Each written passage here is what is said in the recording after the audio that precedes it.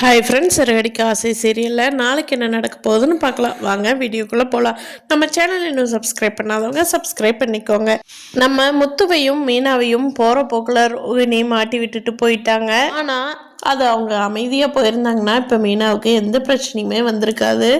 பாவம், அவங்க ஹெல்ப் பண்ணின பாவத்துக்காக மீனாவை வீட்டில் இருக்கிற எல்லார்த்திட்டமே சொல்லிட்டு போயிட்டா ரோஹிணியை அடித்து துரத்திட்டாங்க. ஆனால் மீனா பாவம் வீட்டுக்குள்ளே மட்டும்தான் இருக்கிறாங்களே தவிர முத்துவுக்கும் மீனாவுக்கும் பயங்கர சண்டை, எந்த அண்டர்ஸ்டாண்டிங்குமே இல்லை. என்கிட்ட எவ்வளோ பெரிய விஷயத்த அப்பா கிட்ட என்கிட்டயும் மறைச்சிட்டேன்னு முத்துவுக்கு பயங்கர கோவம். ஆனால் அவர் கேட்குறது நியாயம்தான். சீக்கிரமாக மீனாவை புரிஞ்சுக்கிட்டு மீனாவை மனசார ஏற்றுக்கிட்டாருன்னா நல்லாயிருக்கும். பார்க்கலாம் ஃப்ரெண்ட்ஸ் என்ன நடக்குதுன்னு. ரோஹிணி அவங்களோட க்ளோஸ் ஃப்ரெண்டான வீட்டுகளும் கூட யாரும் வேண்டான்ட்டாங்க.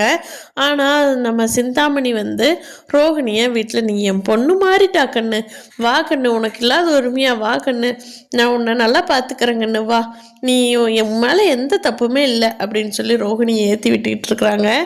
ஏன்னா சிந்தாமணி ரோஹிணியை வச்சு தான் தன்னோட தொழிலுக்கு போட்டியாக இருக்கிற மீனாவை எப்படியாவது அந்த வீட்டை விட்டு துரத்திடணும், அவள் இந்த தொழிலை விட்டு போயிடணும், அதுக்கு இந்த ரோஹிணி தான் கரெக்டாக இருப்பான்னு சொல்லி தான் சிந்தாமணி ரோஹிணியை கூப்பிட்டு வீட்டில் வச்சுருக்காங்க.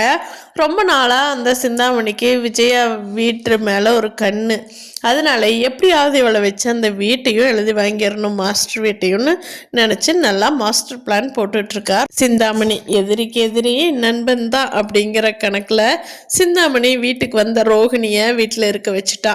அப்போத்தான் எல்லா காயும் நகர்த்த முடியும் அப்படின்னு சொல்லி மீனா தான் சிந்தாமணிக்கு எதிரினா மாஸ்டர்னு கூப்பிட்டுக்கிட்டு விஜயாவுக்கே துரோகம் பண்ண பார்க்குறா சிந்தாமணி.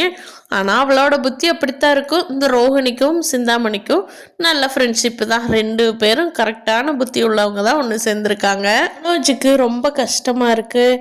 இப்படி இவ ஏமாற்றிட்டு போயிட்டாலே என்னை எல்லாரும் பார்த்து என்ன சொல்லுவாங்க, எல்லாரும் என்னை பார்த்து எப்படி சிரிப்பாங்கன்னு வீட்டுக்குள்ளேயே கத்தி கத்தி புலம்புறாரு.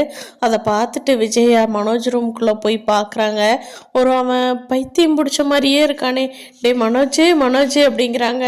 அப்போ மனோஜ், அம்மா என்னை தனியாக விடுமா, என்கிட்ட வராதம்மா, ஐயோ என்னை பார்த்து எல்லாரும் சிரிக்கிறாங்களே, நான் என்ன பண்ணுவேன், எங்கே போய் குதிப்பேன் அப்படின்னு சொல்லி சூசைட் பண்ணிக்கிற மாதிரியே கேட்குற. டே நீ எதுக்குடா புலம்புற, இன்னும் உனக்கு அவளை கல்யாணம் பண்ணி வச்சது ஏன் தப்புடா, நான் உனக்கு வேறு நல்ல பொண்ணை பார்த்து கல்யாணம் பண்ணி வைக்கிறேன்டா மனோஜும், உன் லைஃப் நல்லா இருக்கும்டா, நீ கவலைப்படாதடா, அந்த பொறுக்கி தள்ளி விட்டுறலான்டா, அவளை பற்றி யோசிக்காத அப்படின்னு சொல்லி விஜயா மனோஜுக்கு சொல்லிட்டு இருக்காங்க. ஆல்ரெடி விஜயா பண்ணின தப்பு தான் மனோஜுக்கு ரோகிணி கல்யாணம் பண்ணி வச்சது. திருப்பியும் இன்னொரு பொண்ணை பார்த்து மனோஜுக்கு சிக்கல் மேலே சிக்கல் தான் கொண்டுட்டு வர போகிறாங்க விஜயா. பார்க்கலாம் ஃப்ரெண்ட்ஸ், அடுத்து வரப்போகிற நாட்களில் இன்ட்ரெஸ்டிங்காக என்ன நடக்குதுன்னு. இந்த வீடியோ பிடிச்சிருந்தா லைக் பண்ணிக்கோங்க. நீங்கள் என்ன நினைக்கிறீங்கன்னு கீழே கமெண்ட் பண்ணுங்கள். தேங்க்யூ.